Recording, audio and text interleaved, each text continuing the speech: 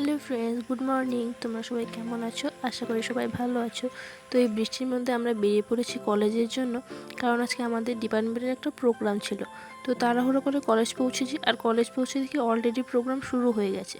তো সবার প্রথমে কুইজ হচ্ছিল, যাতে আমরা পার্টিসিপেট করতে পারিনি লেট হয়ে যাওয়ার জন্য। কিন্তু আরও অনেক পারফরমেন্স বাকি ছিল, যেটাতে আমরা পার্টিসিপেট করেছি, বাট অ্যাজ আ দর্শক।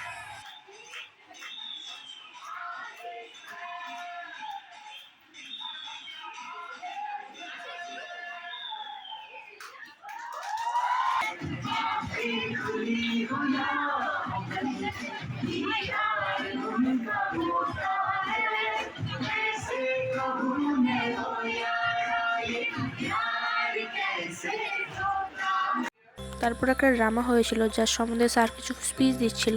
এরপর আর কি টিফিন নিয়ে তাড়াতাড়ি করে বাড়িতে চলে আসলাম।